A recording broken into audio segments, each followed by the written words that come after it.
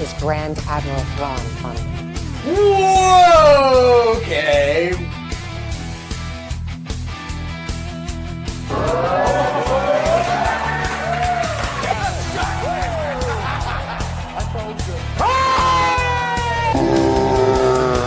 All right, this is pretty sweet. Wait. Yours makes noise? Yeah, well, it's a Target version. It's not even the real version.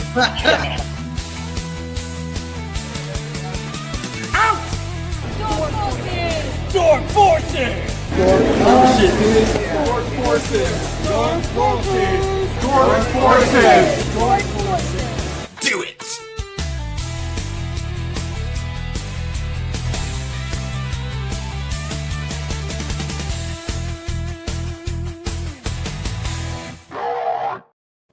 Hello there. That new intro is pretty hype. That new intro does. I like it. I'm pretty happy with it. Yeah. I cut it together myself.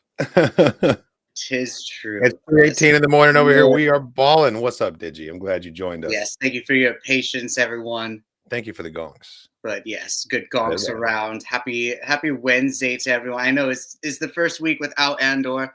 Last week we did a full season breakdown. We had to do a rain check of our Rogue One watch, unfortunately. So stay tuned still for that. That's still coming. It hasn't happened yet. It is exactly. still coming. Yeah, no, there's too much. There's too much. How are you doing, best friend? How are you doing with the Andor withdrawals? Now that this is our first day of not having 3 hours of Star Wars to get through for the first time. Like, we got kind of spoiled there for a minute. I think.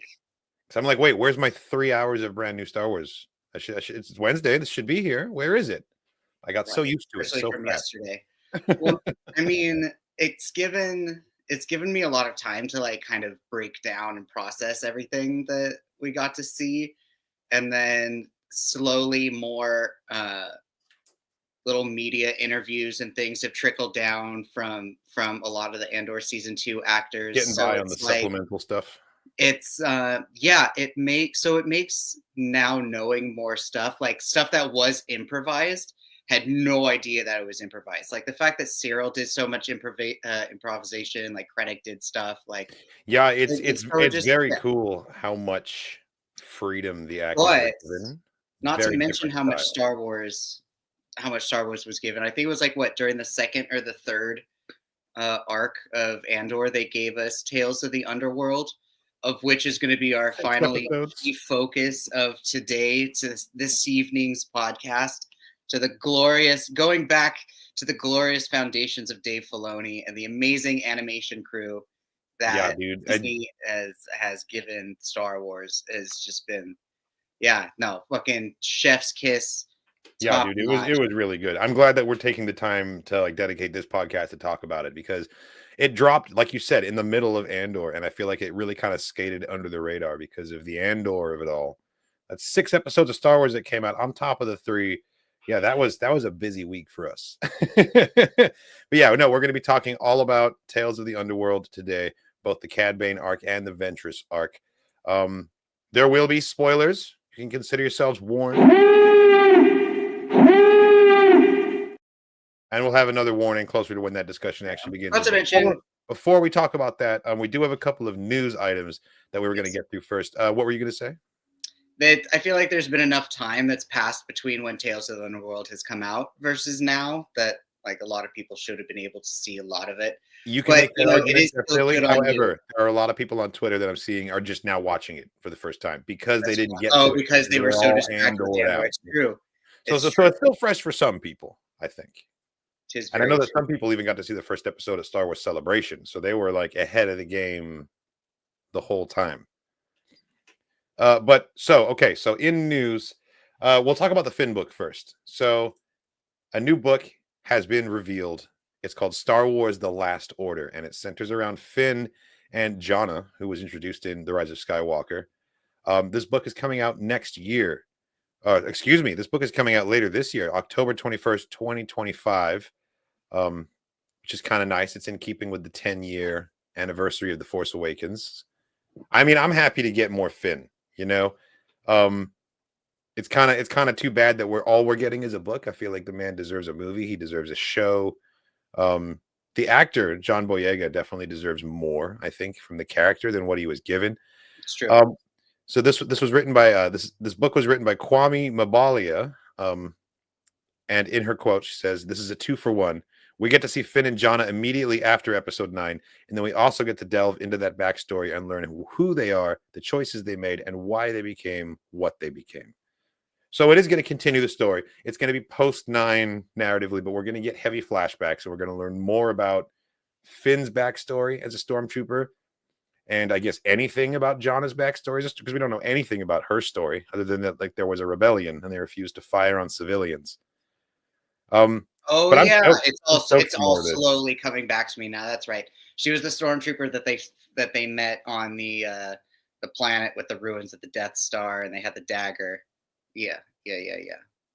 Totally agree. It's about time we get some more storytelling. It feels like everyone was kind of nervous to continue the story, and they were like kind of waiting for the dust to settle after the Rise of Skywalker had such like a mixed reception. But I mean, I don't know. I think it's just wide open for opportunities to make it It's true. better retroactively by telling some excellent stories, you know? I'm looking forward to it. Also, the Star Wars Starfighter that just recently got announced with Ryan Gosling, that's also set after the Rise of Skywalker. So that'll be our next on-screen continuation of this time period. And maybe people who read The Last Order will be better informed going into that movie in the theater, just because we're going to learn more about the time period and the world building and what takes place afterwards, you know, in terms of like galactic events. Yeah, what do you think?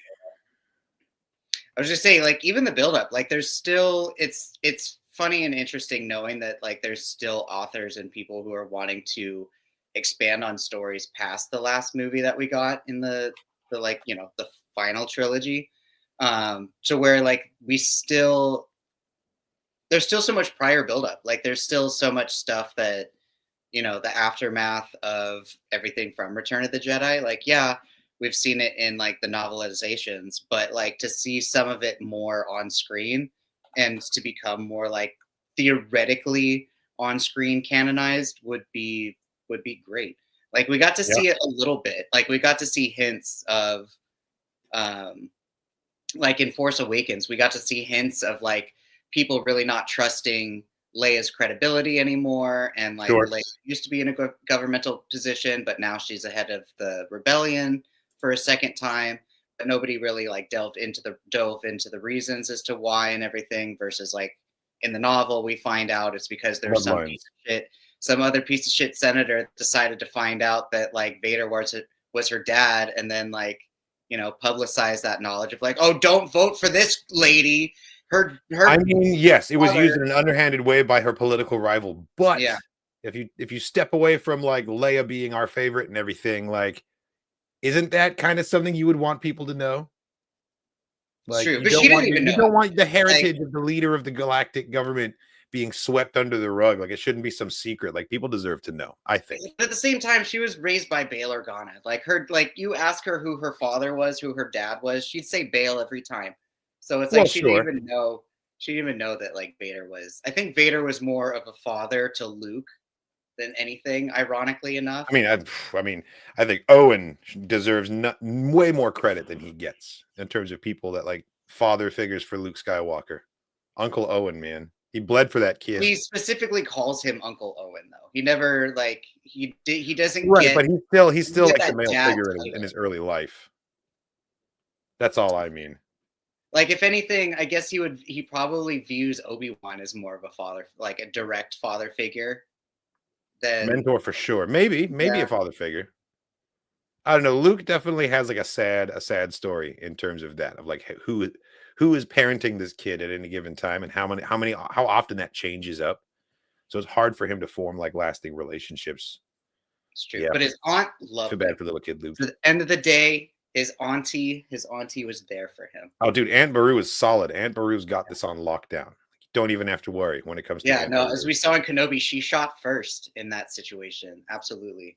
Yeah, she really did. Yeah. Uncle Owen was the one who tripped over the potted plants and like blew the cover, and then Reva was all just like rah. No, it's true. He was not ready for the fight. And Beru just came ready. Blasting, just came. She's the one that went straight for the guns. She went straight for the blasters. No, Beru is solid. definitely. Okay, so next, Speaking of blasters, though. speaking of blasters, so Darth Vader in Fortnite. Have you heard about this? I heard a bit of this in passing, just like I'm not a Fortnite player. I know you don't play on my Fortnite morning either. Twitter feed. About how. So I know that it's the family of James Earl Jones that is pushing for the lawsuit for sure. I'm not exactly sure what exactly it was that Fortnite was doing. Okay, so let me explain it then.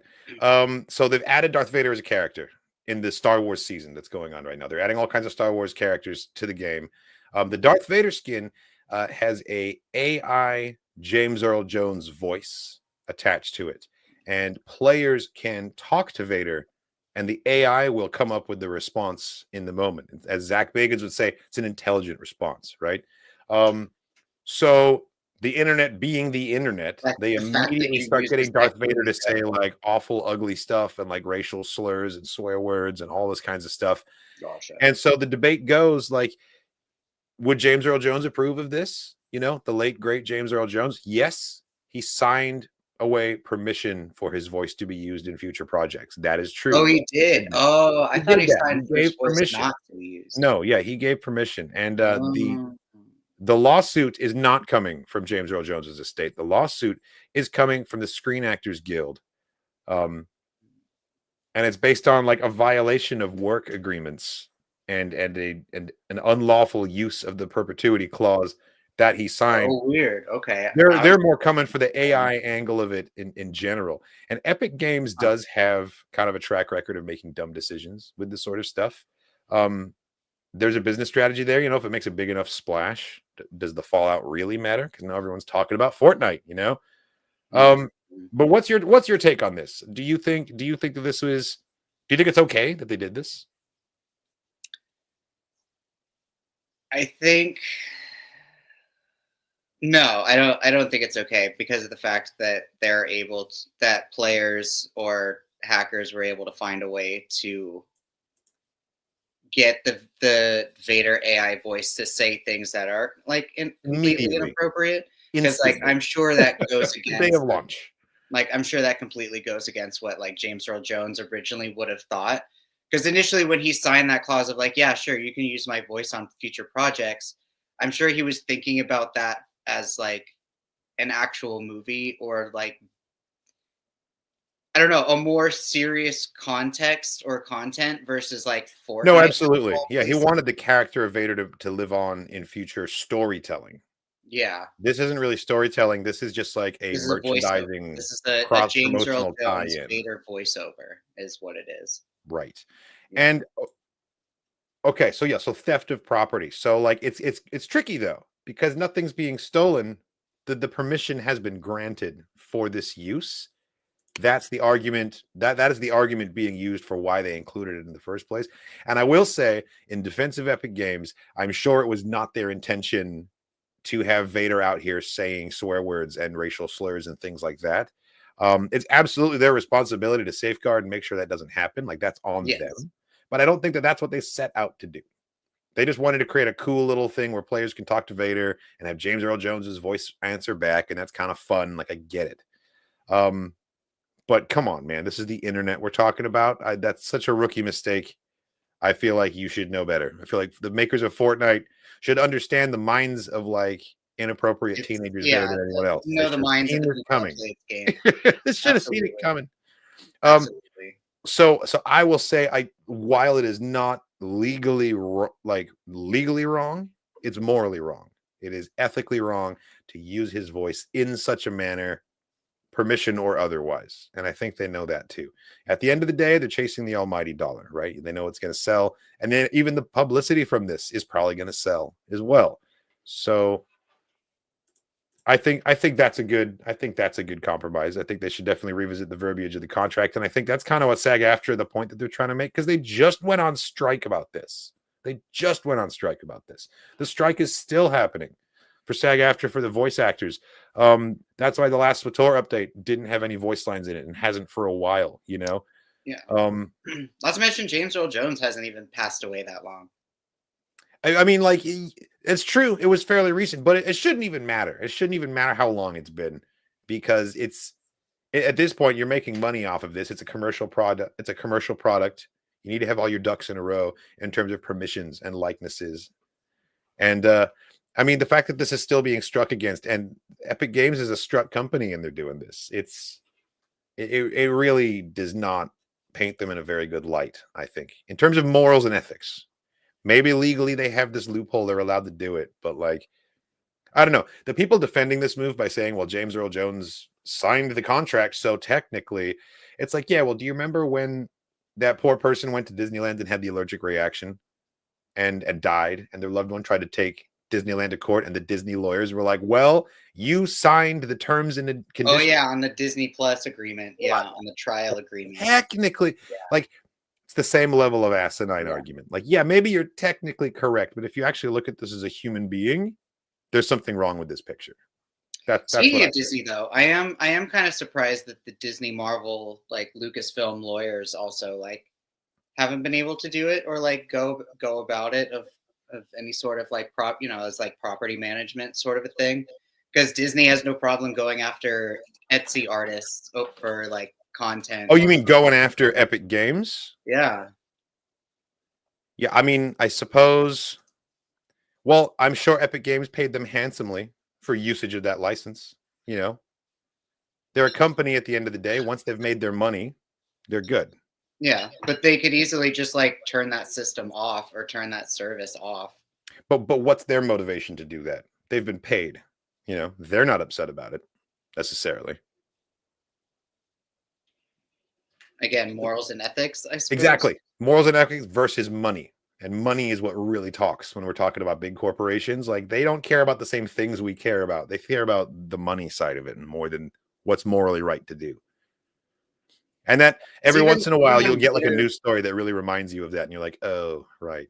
Like even Vader's voice in when he did Soul Calibur, what was it, Soul Calibur 3? And then like I don't remember Vader's in any of the Mortal Kombats. I don't think so. No, they added him, Yoda, and Starkiller to Soul Calibur. Man, that was a hell of a summer. I remember that. Like, yeah, I remember that was also, I'm pretty sure that was James Earl Jones' voice, or they might have just made a fake Vader voice for that game. I don't remember. Several different people have played Vader over the years, and there have been some really, really good voice matches for James Earl Jones. And like, yes, it's cool. We've got this technology, and hey, look, it's actually his voice. Like that's fun. But the gimmick is worn off for me, and I want to keep actors working. And I would much rather just have someone doing like a really first-rate impression than like a computer replicating a perfect auditory Vader voice with none of the human emotion in it. Like it's not going to do it for me. It's like it's very cool. It's very cool to think about and to look at on a technological level, sure. But like at the end of the day, one of the things I love about Star Wars is that you're connecting with the human beings on the screen that are portraying these things, and that connection is found wanting when it's a computer generated voice. You know, and that's just the way that I feel about it. That's the way that I feel about it. So the one other news item that we have to talk about is Battlefront 3. My Bendu, Battlefront 3. As a huge fan of Battlefront 2, like this is some news that makes me pretty happy. Is that like there's just been this huge resurgence in the last few weeks of people playing Star Wars Battlefront 2 on Steam, on PC, on Xbox. I played like that game every day for like 3 years from launch onwards. I love Battlefront 2. And I did this pretty much the same thing with Battlefront 2015. I was part of the open beta and just never looked back. I have been so like just mourning the fact that all we could do is the co-op little 4-player game modes or instant action offline, because the player base just died out. You know, they stopped supporting the game. They stopped doing updates. They moved on to Battlefield instead. And the Star Wars player base just sort of slowly dwindled until like you couldn't play the big 40-player game modes anymore because you just couldn't fill a lobby. And now, for whatever reason, there are so many people playing the game, and it's a beautiful thing. It's a beautiful thing. I have been streaming Battlefront a bunch the last 2 days, playing all kinds of game modes that I haven't seen those maps in years. Yeah. Oh, Sydney 81. I will happily die on that hill with you. We will hold that flag together, friend. Hey, you I love kidding the me? 2005 classic too, man. I Bro, absolutely the adore that game. 2005, That's the the game I Mos grew up Espa on. hero battle. Oh my god, the Mos Tatooine Espa just full of heroes, hero dude. hero fight. Oh my god, Let's that go. was the greatest, bestest like side game that thing ever had. And like, granted, when the 2005 game came out, that was still, I don't remember. So like Halo was still kind of a thing, but I appreciated the Battlefront 2005 because they didn't put in the side scroll camera yet. So it was much Right. easier. It was much easier to control what you were seeing and where you were going and how you were moving. Versus now, it's just like every other shooter where it's like That little I'm strafe kind of movement fucks stuck. you up, huh? Yeah, I can't do shooters anymore just because I can't control the camera. I hate the camera angles. And yeah, trying to aim, and I'm an old man. Everything's too fast for me now. No, I But hear that. That's But Battlefront canon. That's 2005, canon. that was the shit. I could just run around I love as that game. Maul and just For like me, it was double force Renvar. them. God, Renvar, the harbor map. Get in a vehicle and just like lay siege to it, dude. No, or Alis Ventura. I definitely was like, I grew up on the old Battlefront, like for sure. But in 2015, like, because I was the same as you, like, I'm bad at shooters. I've never been good enough at shooters to be able to hang in a multiplayer lobby. Like, I could only But you're sort of, good at flying. right. But I didn't used to be. I used to be terrible. But when Battlefront 2015, the beta dropped and I got to try it out, I was like, oh my God, this is difficult, but this is so cool. I like forced myself to get good at shooters specifically so I wouldn't get left behind by the Battlefront crowd. And I've never looked back. I loved that game so much. So it was a turning point for me as a gamer, more than just as a Star Wars fan when that game came out. But everyone is clamoring about Battlefront 3 these days. We've never gotten a Battlefront 3. We've come close twice now. And like at this point, like DICE isn't going to make more of these games. Like they have moved on completely. And even if somehow EA was like, DICE, you got to make another one, it would be a completely different team of creatives that get assembled to work on the game, because a lot of those devs, they don't do that anymore. They've moved on to greener pastures, you know? So I feel like we really would have to go through a Battlefront and a Battlefront 2 again to finally get a Battlefront 3. It's to use an analogy from another fandom. It's like the Defense Against the Dark Arts position of Star Wars video games. Like Battlefront 3 is just cursed. Like we get to 1, we get to 2, and then you got to start over. How many different Battlefront 2s are we going to have to sit through before we finally get a Battlefront 3? How many times have we been waiting for a KOTOR reskin? How many times have we been waiting for that? That's Darth apparently Maul still game? happening. Apparently, it's still happening. Yeah, That's apparently. what they say. That's what they tell me. Or the I was talking to Darth Doc Maul earlier on the Battlefront stream, and he was saying that there's no news yet, but no bad news either on the KOTOR reskin. Yeah, exactly. And you know what? I'm totally down. I'm totally down. Make as much noise about Battlefront 3 as we possibly can, because eventually some executive is going to be like, huh, what if we did that? What if we just printed money? You know? Like, I don't understand the move. And the only thing that I can think of is, when you wait a little while, it's like, okay, they're not listening to us.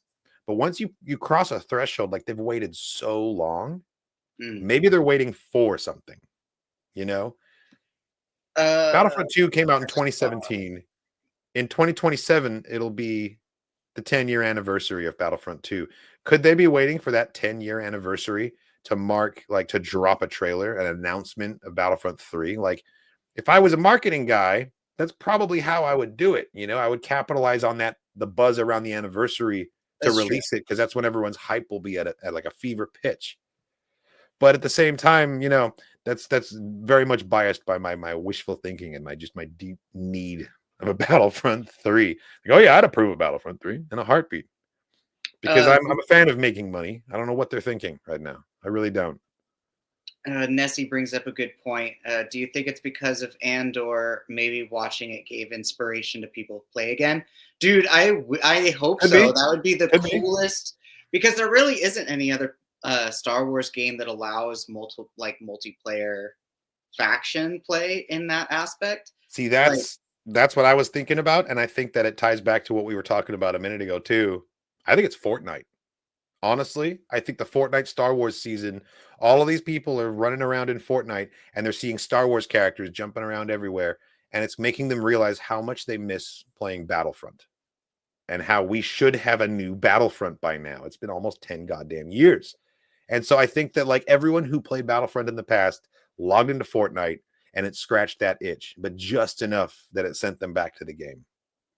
Like I really think that it's a combination of both. I think that yes, and like Nessie said, Andor increased, like revitalized some of that hype. Like, And yeah, then we're like, Star how Wars is Day the rebel happened right to now? drop Where can I all go the shoot Star Wars Imperials? stuff in Fortnite. And I think, yeah, I really think that Fortnite is kind of behind this new push on Battlefront 2. And I really hope it goes somewhere, man. I really hope this momentum carries us all the way to a project announcement, that some dev team out there has heard the cries and is now pitching a Battlefront 3 to their publisher, and hopefully someone gets approved here. Like, come on. Infinite possibilities. I know this reference, but what is this reference? What if we just print money? Is that Django? That's what I No. just said.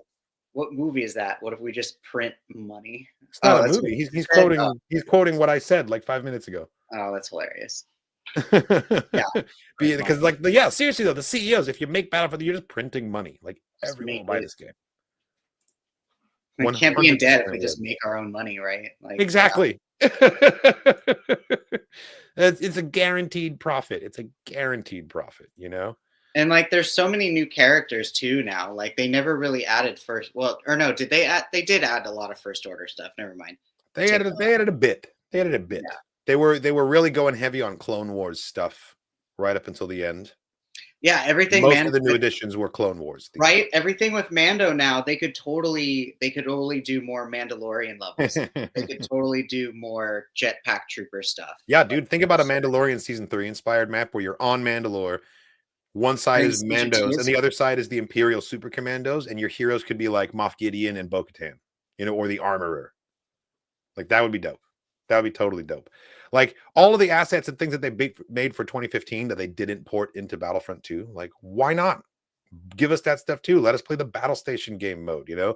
Let us have like little hero bodyguards that spawn in with the, like, there's so many little mechanics that were really cool in the first one that they did away with in the second one that I could ramble about Battlefront all day. And I probably should continue making noise about it. But we're going to spare you that really long monologue that I have prepared. And we're going to talk about Tales of the Underworld right after this message from our sponsor. Kein Problem mit nur einem Streifen Chewbacca Chewing Gum. Für galaktisch frischen Atem. Chewbacca Chewing Gum. Galaktisch frisch. Galactisch frisch. Squish. All right. I love like the homeless man they got going there also randomly. That's what? Dude, that's Chewbacca.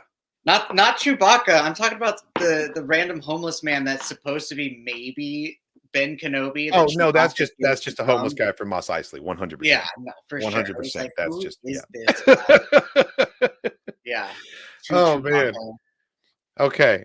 So on May 4th, Disney Plus dropped 6 new episodes, a short animated anthology called Star Wars Tales of the Underworld.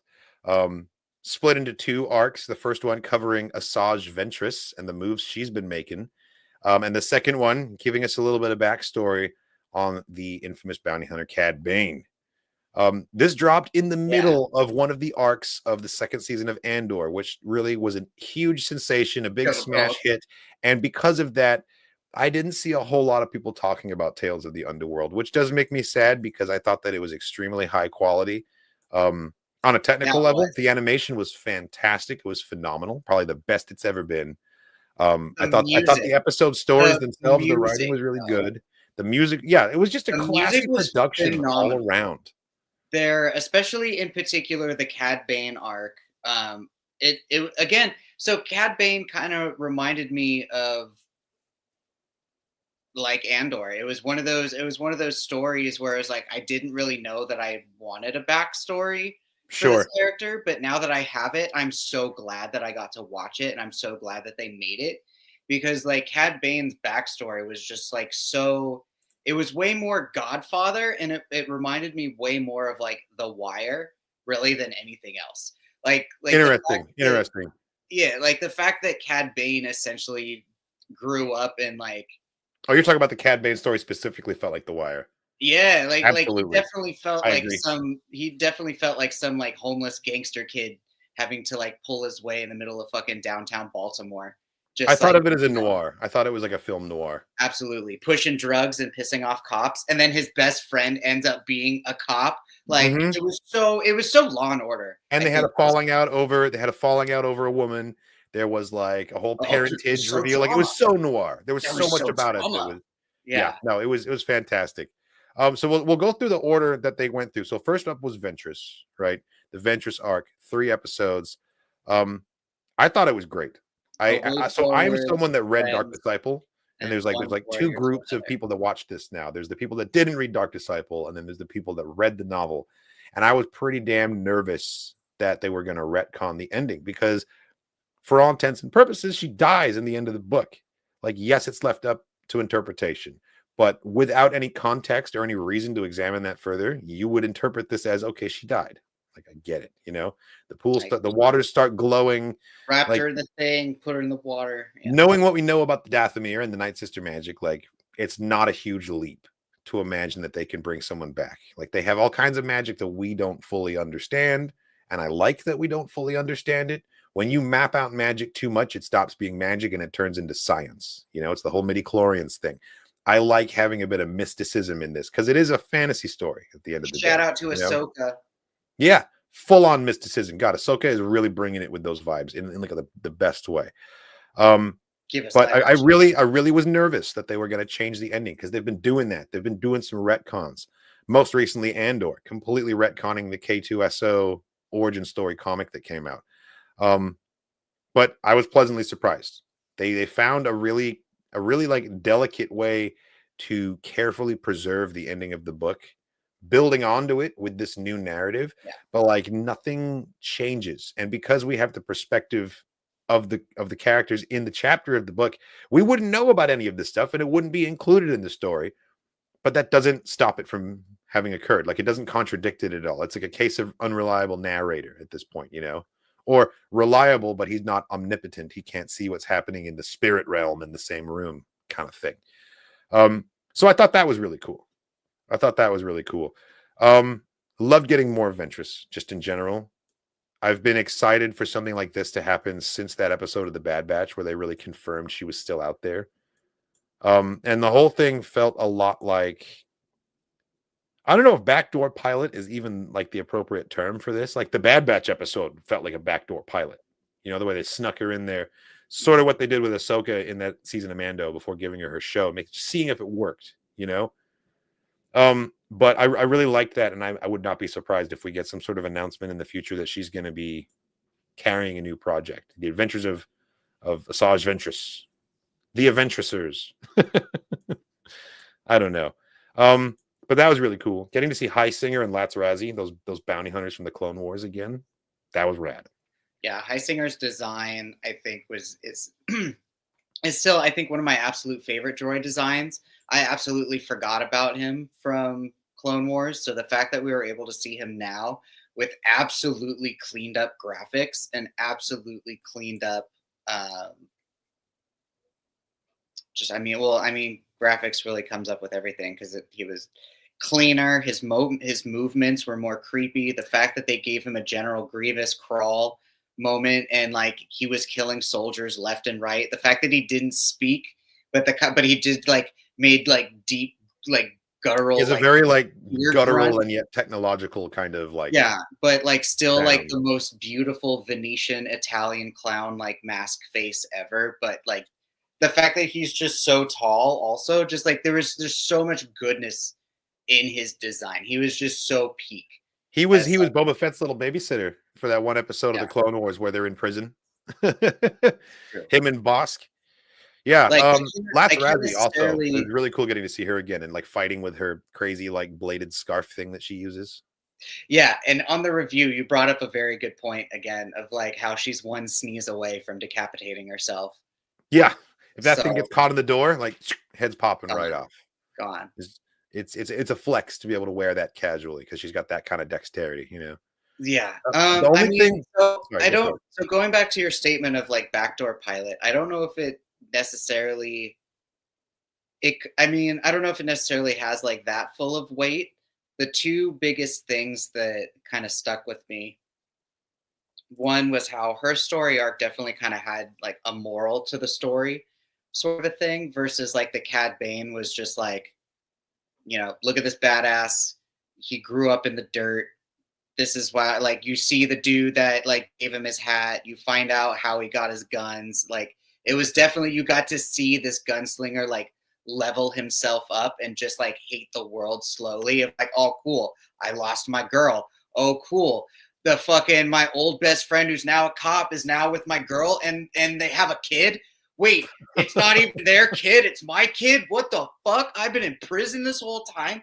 Like, dude, there's just like layer cakes, just fucking layer cakes. Whereas Ventress, like, her story arc definitely had the moral of, metaphorically speaking, right? You died. This is your second life. This is your second chance. You either episode 2, friends. We're going to show you a bunch of people from your previous life that, like, you could do what you were doing before, but look how it just, everything turns into a shit show.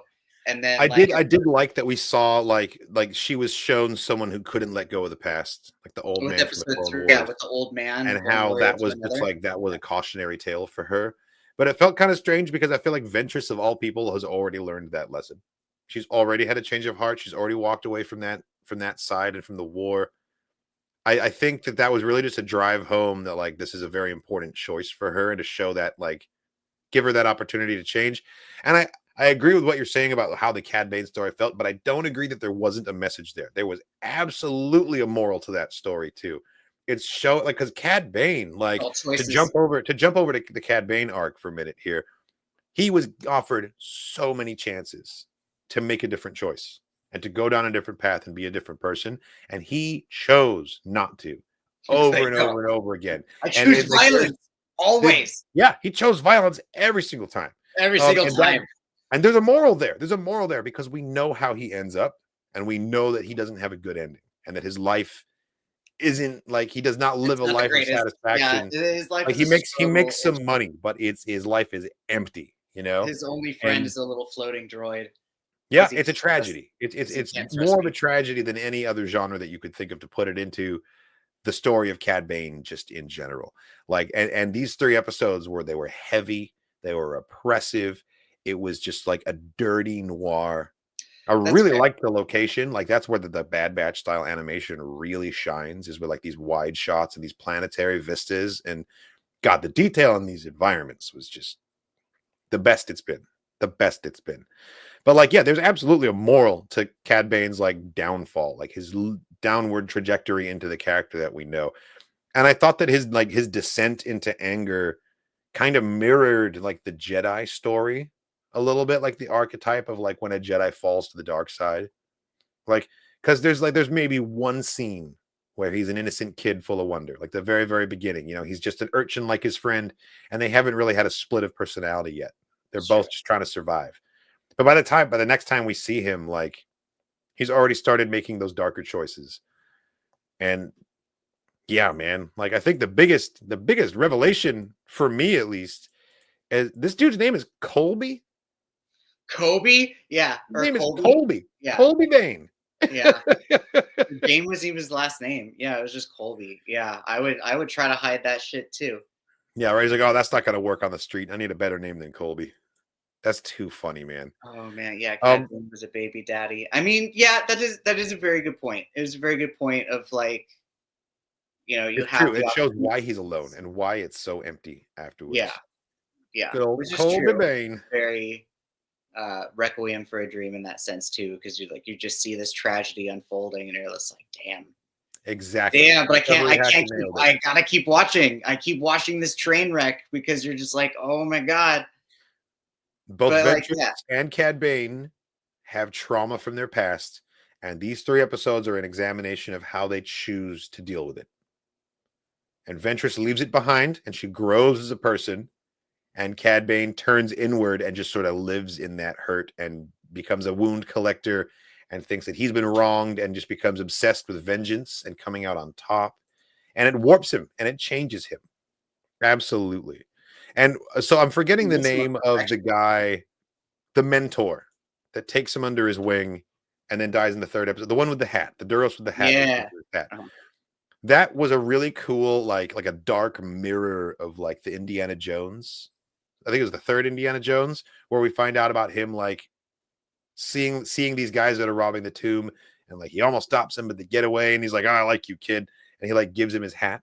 Like it's totally that, just like very mentor passing, yes. A little bit darker. It was an interesting choice that they just sort of skipped over the guy dying. Like Cad Bane never even heard about it. He just sort of found out when they got back from the mission. And I suppose that was so we could have the dramatic reveal that like his best friend is involved in this. Like dun dun dun. The whole drama about him having a kid, like I fully called that, but I was joking. I was just like remarking on the fact that he was the exact same shade of blue as Cad Bane and not the shade of blue as either of his like super teal looking parents. And then it turns out it's true. It's just basic colors and boom, there he is. It's actually his kid. Dash Jim, I like that they didn't try to make him sympathetic. Yeah, no, absolutely. They were like they knew what they wanted of the character and what to show of the character, and you know, like that in and of itself, I guess, like, because at the end of the day, we've all seen like a Cad Bane in our lives, or we've all dealt with a Cad Bane in our lives. Not necessarily like the type of person that's just like, maybe not to his well, extreme. I guess it would be the heavily cynical person. It would be the one who just like sees the worst in everything, but at the same time, like is forcefully self-reliant because, you know, at the end of the day, the only person you can rely on is yourself. Yeah. I mean, and that is a typical trauma response too, to being hurt by others, is to do everything you can to not have to rely on other people, you know, to avoid putting yourself in that situation again. Devil Dog, he literally is like an old Western bounty hunter that hates himself and lots of yeah. And the fact that he has a kid also, I thought was very sort of like the end of the first part of Kill Bill, where Beatrix kills the first lady in her house. Oh, totally. And her daughter is just sitting there with the cereal box, and she's like, "When you're old enough, come find me." And it's like, dude, totally. Let's go. Oh yeah, that was when she fights Vivica Fox at the house, right? Yeah, and then it's just the daughter standing there watching, like, what do I do? Like, daughter gets dropped off. She comes home from school in the middle of the fight. Yeah, no. Vivica Fox has a gun hidden in the cereal box, and she tries to like shoot her from the kitchen cabinet. And she like hits her with the knife throw. Dude, I love that fight scene actually. But like you were saying, like we've all met a Cad Bane. I'd take it a step further and say we've all faced a choice that could take us down the Cad Bane road. Yes. You know, and most of us chose the other thing. But like we've all had moments in our lives where we're like faced with that crossroads of like do the right thing or like do the wrong thing but get even with someone who's wronged you kind of thing. And that's really like the crux of his story, is that like he chooses that vengeance path every time. And it makes sense. Whoever cared for him, you know, whoever put him first growing up his whole life, he's always had to rely on himself for that. And so why wouldn't he, without the presence of love in his life, why wouldn't he make that choice? He does kind of turn everything into like a very strange sort of like survival competition, which, you know what, actually just makes more sense because he was in prison. He was in prison for so long, and also as a kid, but we don't know like what Star Wars juvie is like, or if he even went to like adult juvie. But like the fact that he's just like, all right, I got to come out on top right now. And what are my options to come out on top? Do I either like stab you in the throat, kick you in the balls, or shoot you in the face? It's like, why are those the only options? That's just where talking about it, not even on the table. Talking about your feelings, not even in the discussion. Like, no, he doesn't know what like kill my way to the solution. He doesn't know what those are. Yeah, his feelings are. Oh, I guess I better kill. I don't have this thing. I better kill it. I just kill people. Yeah, I think that was my terrible Cad Bane that's what it is. It's like I don't know what this sensation is. I think I better like just like okay, legit. These feelings make me feel weird. Toto, Yeah. we're killing another one. Yeah. Like, goddamn, man. Goddamn. So did he die in the book of Boba Fett? Boba know, like man. swing, and he's like on the ground. I don't know, man. There's a And he beeping still had on the his little chest. blinky light. Yeah, It's a blinky light. Could he be like getting a medivac from Toto? Toto's gonna float in there and like patch him up, get him on the ship. They could easily do that. If anything, it's probably like a mini defibrillator. It probably just shocks his heart. Because like I saw someone make the hilarious joke the other day of like, who goes about like wasting the money to get tubes put in your face just so that you can make sure that you breathe when a Jedi uses force choke on you, when that same force user could just easily rip the tubes out of your face. Right. And then kept you're just using like, him decades after the Jedi had fallen. Yeah. So it's just like, you know what? That is really hilarious. And, like, it's not a respirator. You're fucking breathing the air right now, my dude. Right? Hindsight's 50-50. Either the Jedi's going for my throat or he's going for my tubes, I guess. 2020, whatever. He's going for my throat or he's going for my tubes. Title of your sex tape. Yeah. Wow. Amazing. I don't rule him out. I don't rule him out at all. I think that he's out there somewhere. And also, this is Star Wars we're talking about, all right? People have been cut in half and come back. Like Fennec Shand got like a gnarly gut shot with a blaster and was dead for hours and then came back. But she's got machine parts in her now. She's got now, but she didn't when she was laying dead in the dirt. Like, come on. No, if the real story, it's not about whether the blinking light is connected to some, it's whether the writers want to do Cad Bane. It's true. Or not. Because doesn't Cad Bane also have like metal? Doesn't he have like a weird metal plate on his head now that supposedly is like? He has a little metal plate on his head that we got to see it in the too. That's the notion. We never saw. Yeah. And then but that's the idea. Also supposedly he was the one that shot Boba in the crotch, and that's where that dent came from. Like in that same shootout, and he's supposed to also get him in the head, and that's why Boba has the dent in his helmet. Yeah, which is like the fourth explanation for the dent in his helmet that we've been given. We've been given so many stories about that. Yeah. My favorite is the one from Attack of the Clones where we see Jango bang his head on the door of Slave One. Originally, that was the idea. Like they animated him hitting his head and everything after the landing pad fight with Obi-Wan. There's a sound effect for it. It was because they wanted to say that Boba Fett was wearing Jango Fett's spare helmet. And it was the helmet that got dented by the door after the fight with Obi-Wan. And that's no longer canon, but that was my favorite of the ones that I went with for that. And also, yeah, my man was stabbed. All right. That gaffy stick went through my dude. What is kickstarting your heart with a little blinky light? What does that do for impalement? He needs to be triaged. He needs I don't know. He needs a new heart. He needs a full-on new heart. But I can't wait. I can't wait to hear that. Like, oh well, actually, all the vital organs are on the other side in a Duros. Like, get out of here. Right? Like, I don't know alien physiology or anatomy. And how convenient is that? Yeah, we don't know. Like the goddamn Grand Inquisitor having like an extra stomach to get stabbed in Kenobi. That was hilarious. Just so he could come back for the dramatic reveal. Out of the most random Utapowan excuses to come up with. He's like, you stabbed my dessert stomach. Yeah, like, what the fuck? Like, Utapowans are cows now? Okay. You stabbed his dinner stomach, and now all he can eat is dessert. So in many ways, you stabbed his gallbladder. But dude, but yeah, no, for sure. That's true. We saw a Grand get shot through the eyeball, and then like he was there. Like one scene later, he just had an eye patch and he was good to go. So they're very subjective with how much damage kills a person in Star Wars.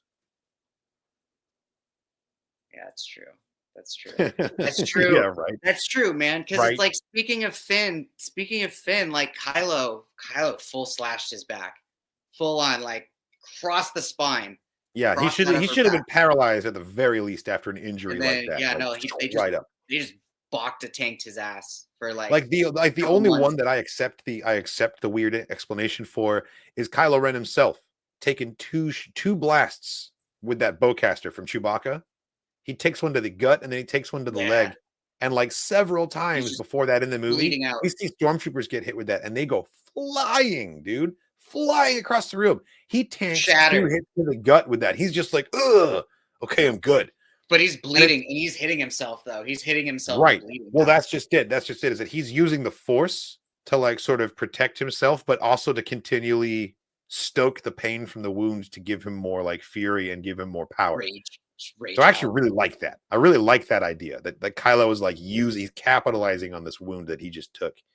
But with everyone else, like it really doesn't, there isn't sort of like a medical consistency. And I think that whatever unfortunate author is tasked with writing the first Star Wars medical journal is going to have a really hard time with being like, lightsaber oh, this wounds. wound proves to be fatal because of this. Because it's going to be like, yeah. well, what about these 17 exceptions from canon?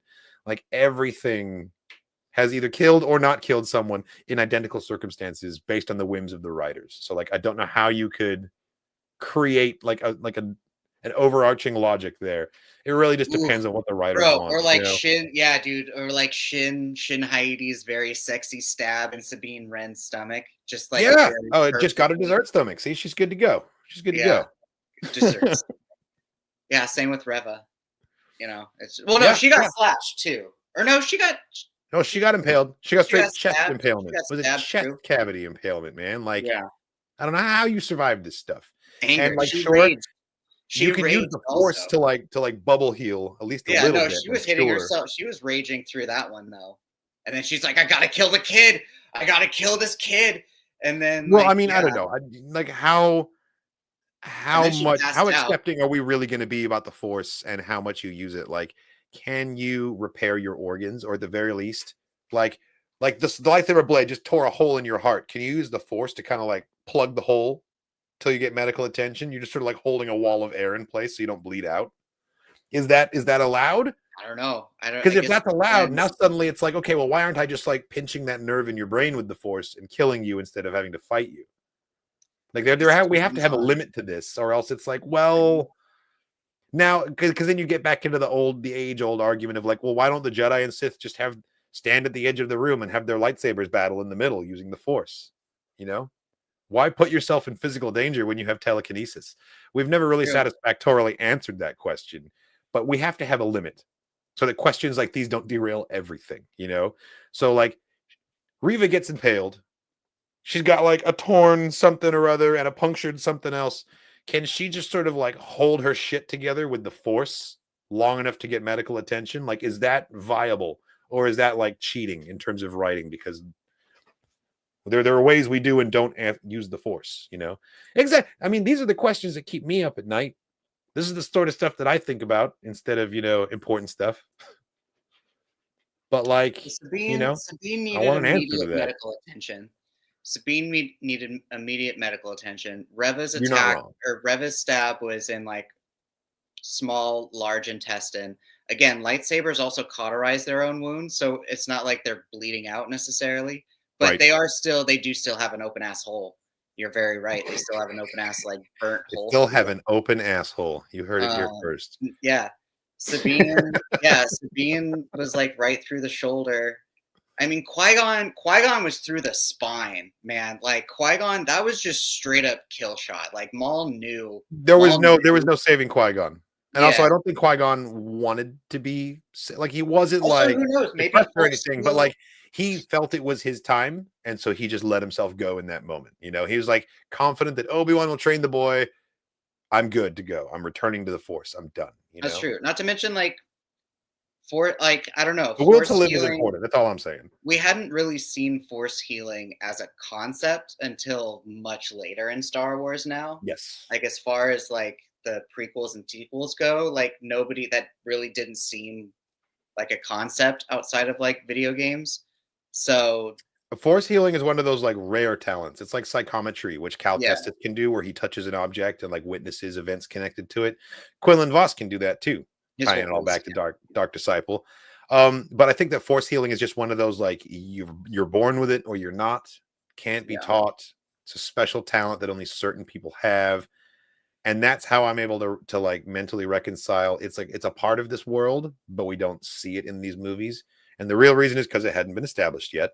But like looking back, like to answer the question of like, hey, how come Obi-Wan didn't just use Force healing on Qui-Gon? It's like, well, he doesn't know how to do that. Yeah, he doesn't know how. He doesn't know how. Easy. That's not one does not simply force heal a person. You got to be born with that. You don't know all the innate powers. ability. You don't get to know everything, because then it's like, why don't they could have thrown lightning. Yeah, exactly. Well, why didn't you just like force choke him? Why didn't you just deflect it off? I wonder if Barriss was still a healer.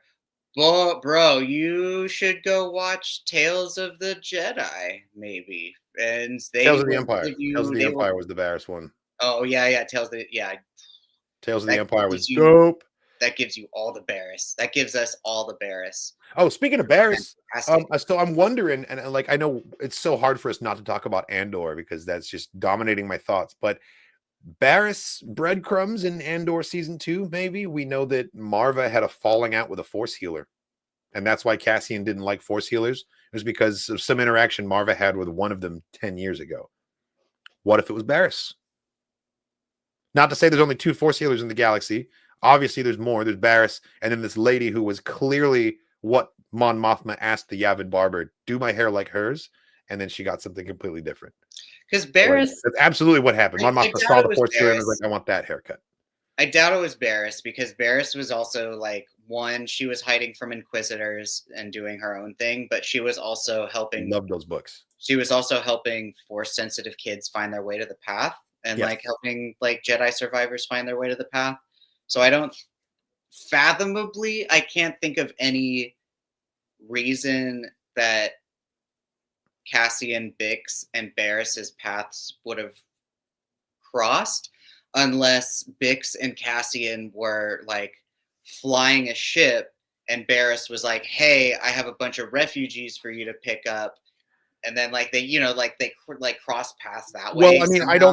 I don't think Cassian and Bix had to even be involved. It was just Marva who had a bad interaction. Or Marva, yeah, sorry. And Marva told Cassian about it. Cassian might not even have been there.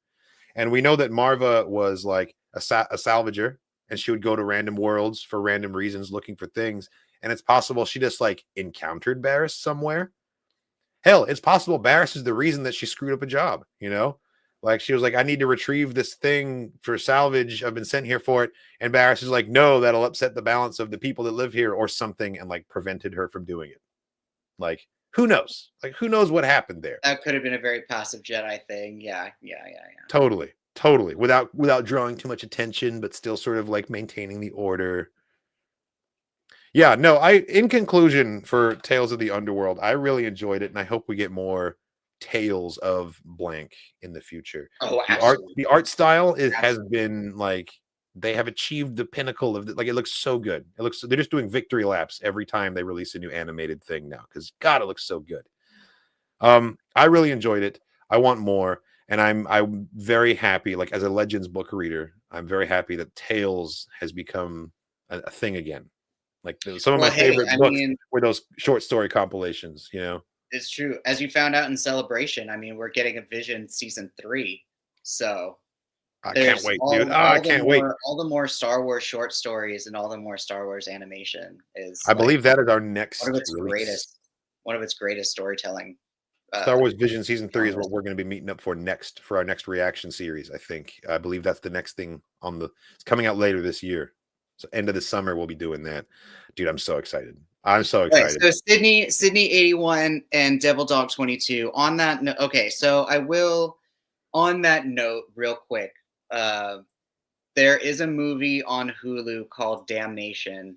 Damnation? No, The Damned. It's called The Damned, where it's kind of like this. I couldn't remember if it was like Slavic or Nordic or anything, but like all the actors, all the characters are very heavily British.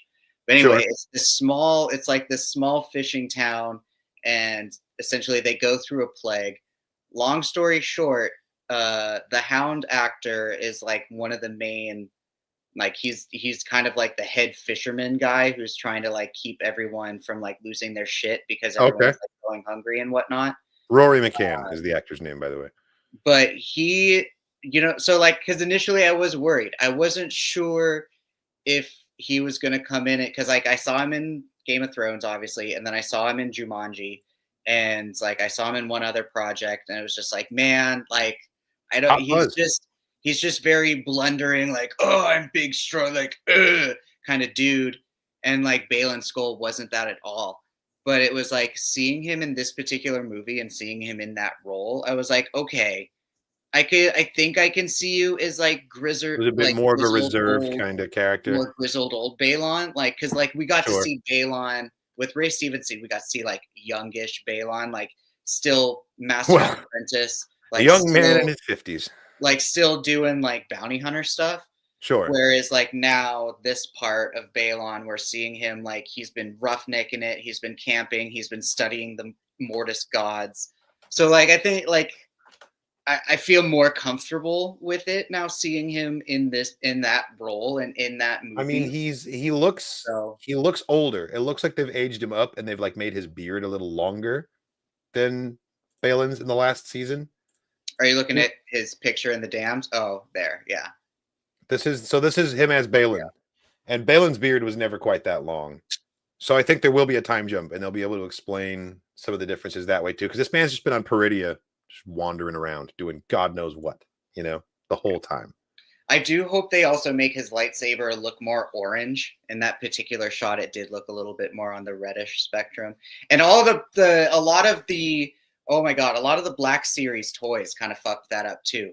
They gave a lot of their lightsabers red lightsabers. I think they were always supposed to be red lightsabers, and there was like a color grading issue on that first trailer that made them look more orange because they've corrected it since, and I think they're trying to just like move past that. But I agree with you. I think the orange sabers were cooler with colored core.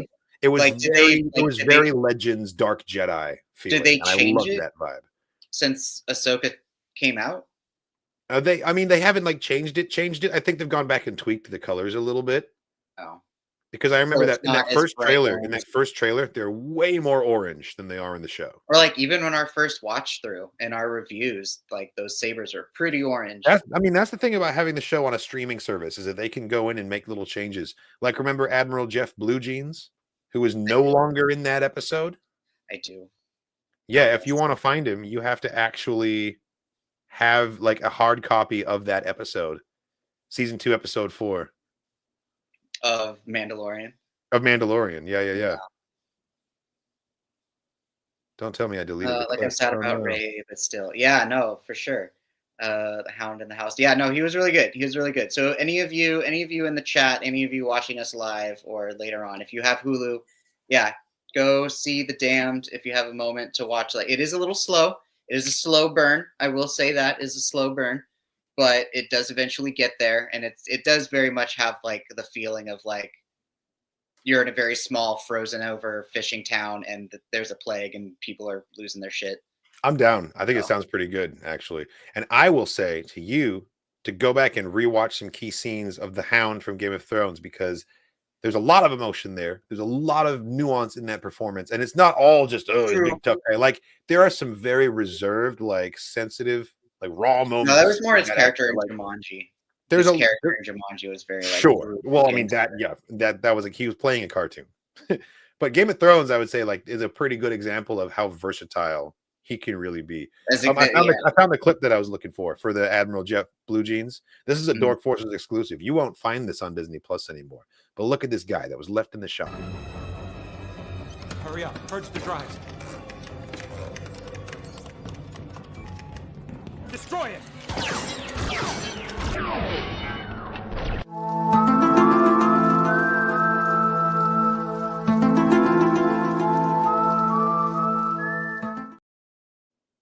The fact that you had to pull up the contrast though, like I never noticed it. I was so distracted watching everything else. Like if you go find that scene, you won't find him. They've digitally removed him and just like replaced the episode quietly. And so because they can do stuff like that, they probably did the same thing with the saber colors in Ahsoka because they're not the way I remember them from that first trailer. And I agree with you. I like the Dark Jedi, like Legends vibe of having like the colored cores, the amber sabers. I think it's a much better look. And oh my God, someone at Star Wars Celebration Japan, I don't think I took a picture of him, was dressed as that guy with the green shirt and blue jeans around the corner. He wore the blue jeans and then he just had a big piece of cardboard like obscuring half of his body. And it was like that is brilliant. I love Star Wars cosplayers. I love it's Celebration where you get to have the very specific, very niche Star Wars cosplays like that, like pink shorts boom mic guy. Like there are Yes, I some love the things I that love like the you can boomlet guy. see in other Comic Cons, but like you don't immediately get the reference because there's so many other forms of media going on at Right, other there's so Comic much Cons. happening. You're like, wait, what is that from? But when you see them all at Celebration, you're just like, oh yes, that I get it. Immediately, you know. Or like Right. the other Context great one clues. is Qui-Gon with the towel on his head with the rainbow Yes, yes. umbrella. I love that one too. Another really popular one nowadays is doing Ahmed Best as Jar Jar, wearing the motion capture suit with the Jar Jar thing Yes, on top of his hat. that Like is true. I see those almost every time now, and it's a different person each time too, which is great. Yeah, no. I'll run that clip for you one more time because it's a blink and you'll miss it. But this is Admiral Jeff Blue Jeans. May he rest in peace. Hurry up. Purge the drives. Destroy it!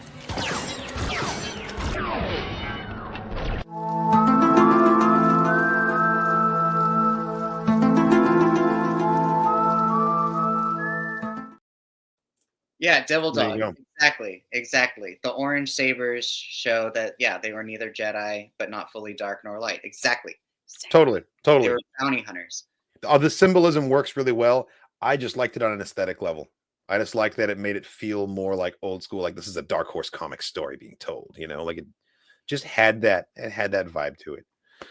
All right. It's time for everybody's favorite segment of the podcast, Gonk of the Week. All righty. Oh, Bendu, get in here. Get into the stage. Oh, there we go. I was my gonna best say friend.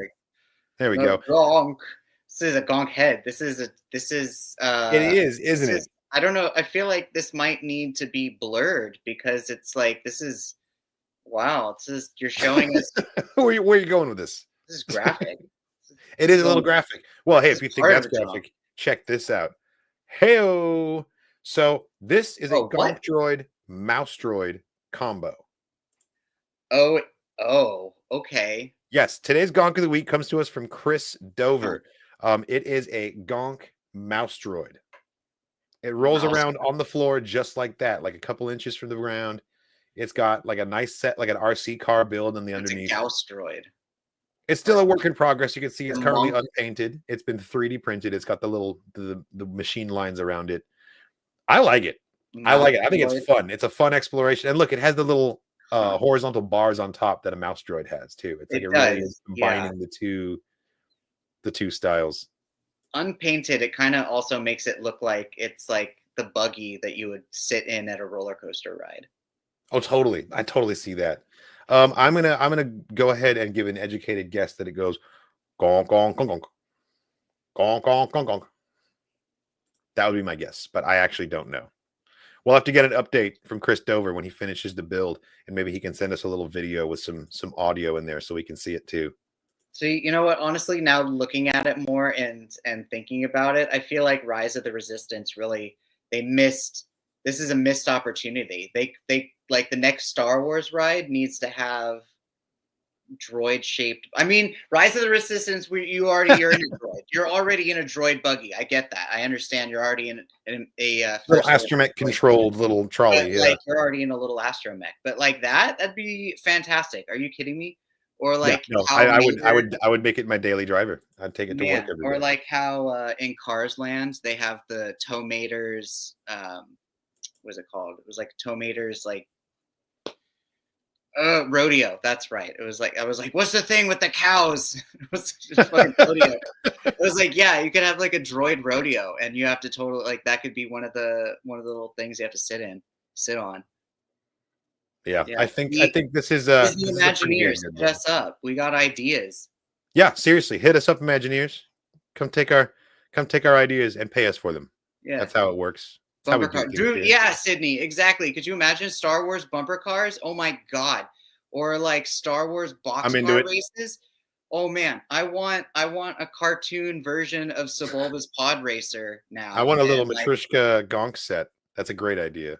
No, you're totally right though. They could totally give us like a little bumper car pod racing. Like, come on, dude. After you've had a couple rounds at Oga's Cantina, stagger over to the pod racing bumper car track. Do it. Do it in a big way, in the biggest way. So what rating, what numerical rating, what value will you assign to this Gonk droid mouse droid combo built by Chris Dover? This is Yeah, a work in it's progress, a and that should be possibility, factored in as later. well here. This is not a final result. It is a work in progress. This is true. Progress is going well, though. I like what I'm seeing. I like, the fact that it already has the LEDs in it is pretty. It's like that's always so impressive to me, is because I don't have the brain capacity to do Circuitry, soldering, wiring. and, Yeah, like, no, same. electronics. It's beyond me. It's absolutely amazing and cool what people are able to do nowadays with like self-programming and self-wiring and like electrical 100%. stuff. Because it is unfinished. I will give it a super solid lucky number 7 out of 10 gonks. 7 out of 10 gonks. Okay. 7 out of 10. 3 points room for improvement. And I get that. We're missing a paint job. We don't have proof of its functionality. I mean, it's a cool idea. I like the way it's got the fusion of the two, like the physical properties of both a gonk droid and a mouse droid, like the little bars on top, really kind of help. Because like you said, as soon as you saw it, you were like, oh, it's just half of a gonk droid. Where's the rest of it? And so I think having those bars on top really kind of helps guide your mind into, oh, I see, it's a mouse droid as well. This is something that I would like to know as well, is how well does it actually handle? How well will it be able to like turn around? And yeah, we have questions. We have questions about this build. I like what I'm seeing. I'm inclined to give it a higher score than you did. I think I'm going to give it a 12 out of 10. Ooh. 12 out of 10 for this little guy with room for improvement. Our scores go up a lot higher than that. Extra points for imagination. I love you. I appreciate 100%. you, best friend. Yes, extra 100%. points for imagination. That is true. That is fair. It's one of the more creative ones we've seen. Like, you are a combining these two true things. gonk savant. I know my gonks. That needs to be the next merch shirt. Is gonk savant. Yes. No, I'll send it to the printer immediately. No, that's inspired. Every in conclusion, first event you show up to, and every time we show up to Galaxy's Edge, you just like need to show up with like a data pad clipboard and be like, present your gonks. Yes, I'm here. I'm just here to check on the gonk. gonks. Don't worry about it. I am could the probably get gonk let in for free with inspector. that. Yes. Find a way to like get let in, get free admission to Disneyland. Be like, oh no, I'm just here to maintenance man. I'm here to check the gonks. Don't worry about it. You don't need to see my identification. Yes, no, they want me in the lightning lane for this. Don't worry about it. I mean, I don't make the rules. Yes. Disney told me I had to ride Star Tours. Don't get mad at me. It could totally work. I had to, yes. Gonk droids do indeed rule. Officer, I needed to make a census of all the gonks within every different part of Star Tours, officer. You don't realize, officer, there's so many different planets in Star Tours. All of them have their potential gonks. I just want, yes. No, I'm just going to make a shirt that says "Idiot Savant" with a picture of a gonk. See, that I think that would be a hot seller right there. That would be a hot seller. But in conclusion, this is a solid build. We appreciate this gonk. Thank you to Chris Dover for sending this one in. If you are watching this at home and you have a killer gonk droid just sitting in your garage that you've been working on, you're really proud of it, show it off, man. Send it to me. Send it to me along with like a brief description of it and what your name is, and we will happily wax poetical about how cool your gonk droid is right here on the podcast. This is what we do. You'll find a link, depending on if you're watching this on YouTube or Twitch, you will find a link down below to the Discord server. There's a Dork Forces podcast channel in there. That is a great place to submit your gonk of the week. So please do that if you are so inclined. And that concludes our gonk of the week for this week. That was a good one. I always enjoy doing the gonk of the weeks because there's some fantastic gonks out there, man. There really are. And people need to know about them. It's true. Evangelical about my power droids, man. Everyone knows about astromechs. Everyone's excited about astromechs. Right. I will say at some point I have seen a couple, because again 3D printing has completely changed the game. I have seen a couple people make projects of 3D printing life-size B1 battle droids and also super battle droids. So I will also say to anyone watching this in the chats, if you have gonk droids, but if you also have battle droids, we are a good fan of some good Roger Rogers. That's true. We love ourselves battle droid. Roger Rogers. We can mix a battle droid or Roger in there every once in a while. They do not have to be one size gonks. Any gonk at all that is custom in any way is eligible for this. It's true. We've seen a cooler size. Was it a plonk? The Gonk. We saw a little 3D printed plonk. It was like to scale with the 3.75, like the Hasbro action figures. No. I'm talking about the one that was an actual cooler that we saw. That was a plonk. Oh yeah. That was at a convention huge. somewhere. That was at a convention somewhere, and I don't think that one was a plonk. I think the cooler was a regular Gonk, but we did see a plonk at a convention too. Plonk droids, for the uninitiated, are 4-legged Gonk droids, and they are in charge of refueling for ships. You'll see those occasionally in hangars, usually military hangars. So we have one more thing to look at here. It is our commercial of the week, and this one is from 1999. This one's a little bit different. Tell me if you remember this one. I had fought the worst of all wars and witnessed the redemption of evil. I have seen balance restored to the Force. But order can turn to chaos, as it did when I was born. Now, with my loved ones and my loyal allies, I face a new challenge unlike any before. And I'm not sure at this time we can win. Star Wars Vector Prime by R.A. Salvatore, the first novel of the new Jedi Order. This was a big deal. This commercial was a big deal, dude. They got Mark Hamill back as Luke Skywalker doing the voice. To do an introduction for this book right here, Vector Prime by R.A. Salvatore, the first book of the New Jedi Order series. Okay, I gotta throw up a spoiler warning here for this one, because this is the book. This is the book where they kill Chewbacca. Chewbacca dies in this book. So on Cern Padal, the moon, because the Yuuzhan Vong destroy him.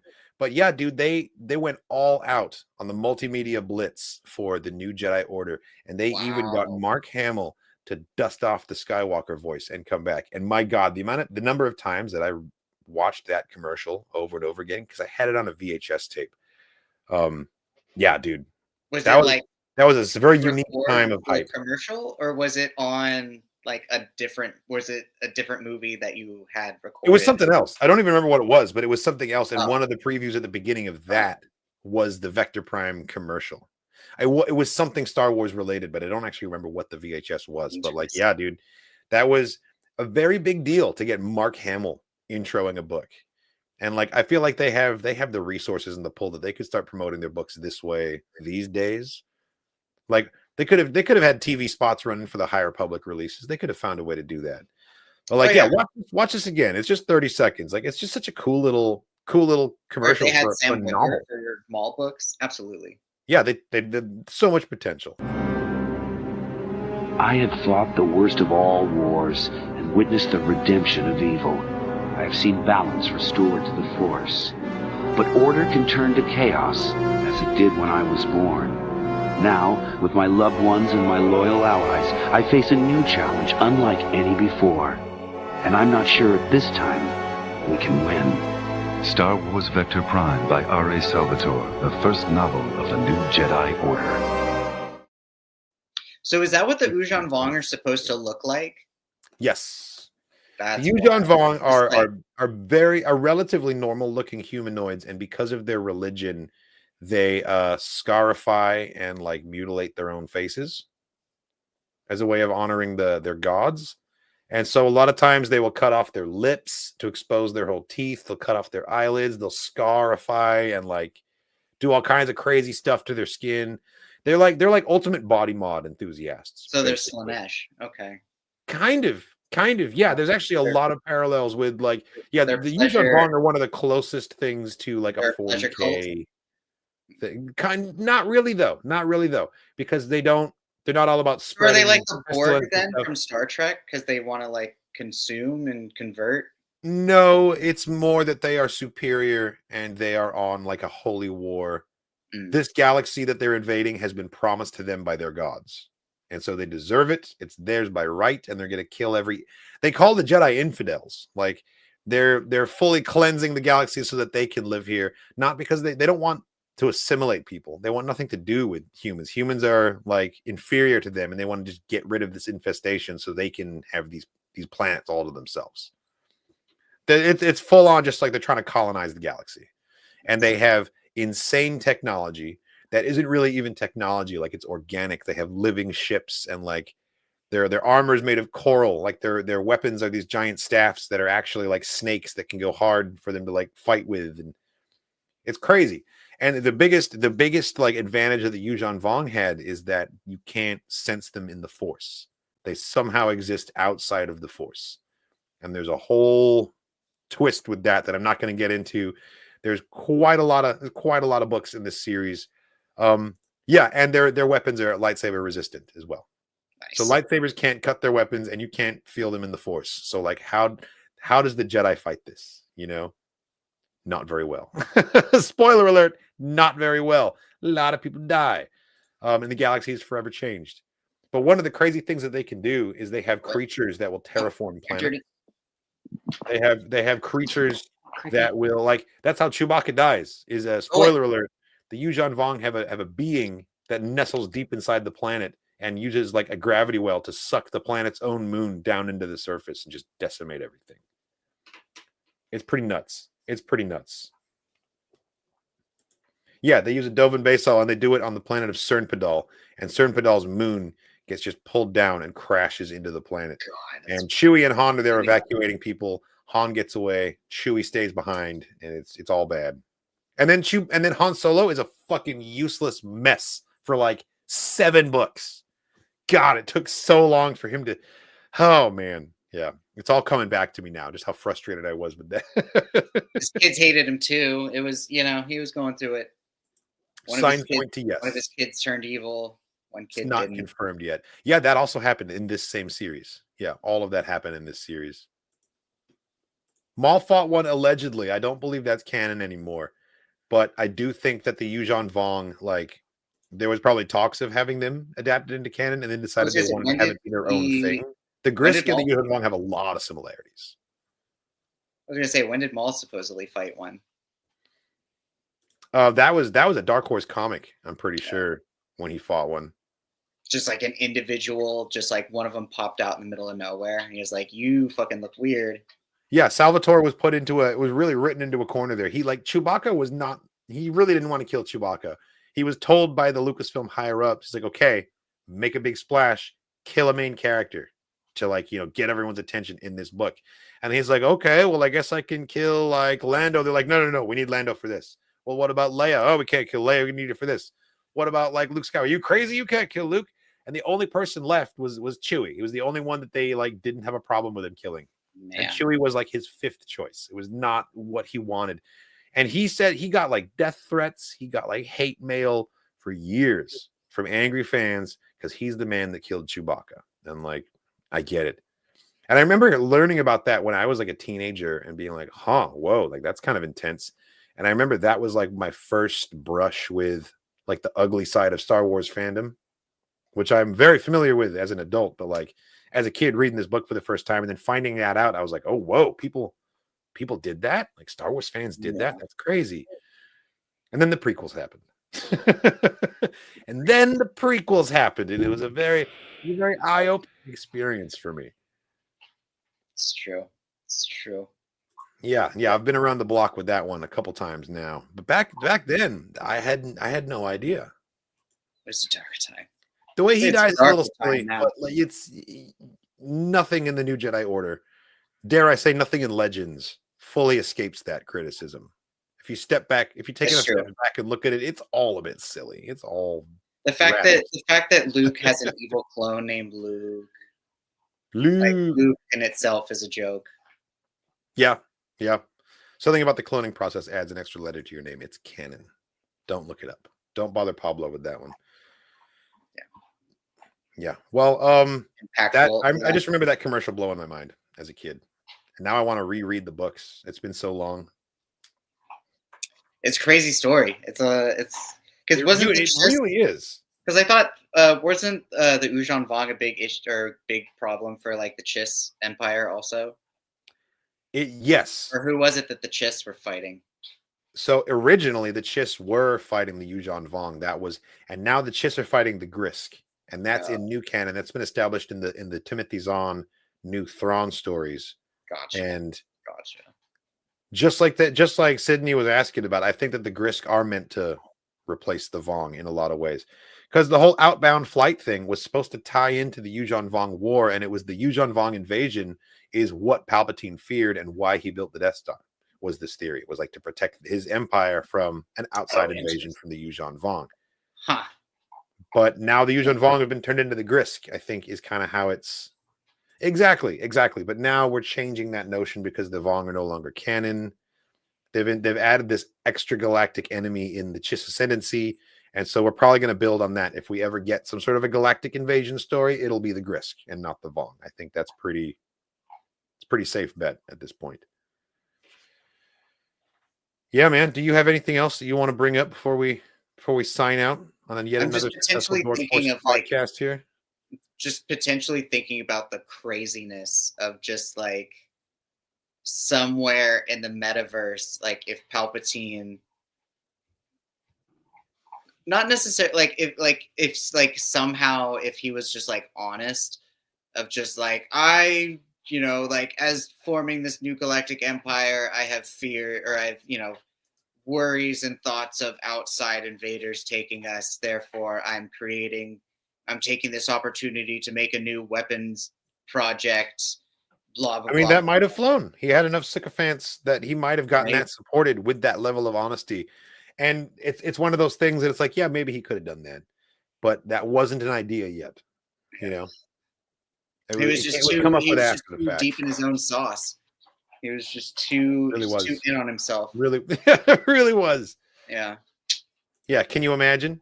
I'd be like, this is a trick. I wouldn't trust it. Someone like that, you can never trust them to be honest, even when they are being honest. Because when they are honest, they're using that honesty as a manipulation, like the capital. Yeah, exactly. Always for a reason. Yeah, for sure. Absolutely.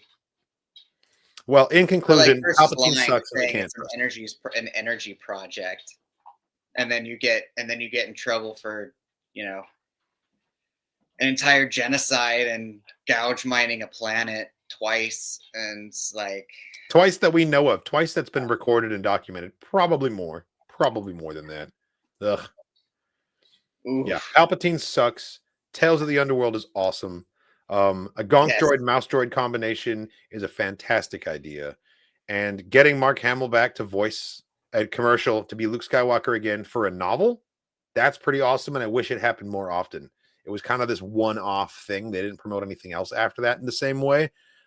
Maybe it wasn't as impactful as they wanted it to be, but it definitely made an impact on me as a kid because I could not pick that book up fast enough. I was like, dude, Mark Hamill himself told me to read this book. Like, let's go. And yeah, no, it was fantastic. But thank you so much for watching, everybody. This has been the Dork Forces podcast, episode 105. We just covered Tales of the Underworld. We talked about Darth Vader and Fortnite, the new Finn novel. And we looked at some cool gonks, as we always do. Thank you so much for joining us. I hope you guys had a nice time. I hope you enjoy the rest of your night. We will be back next week with some new Star Wars talk. I'm looking forward to seeing you guys there. So thanks again for watching. And as always, may the Force be with you. Someday! Where is Grand Admiral Thrawn from? Whoa, okay.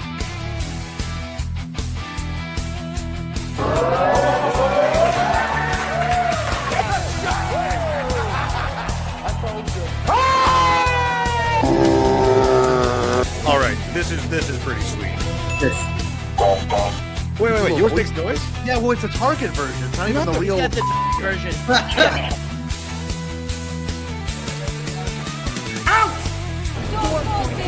Dork Forces! Dork Forces! Dork Forces! Dork Forces! Dork Forces! Dork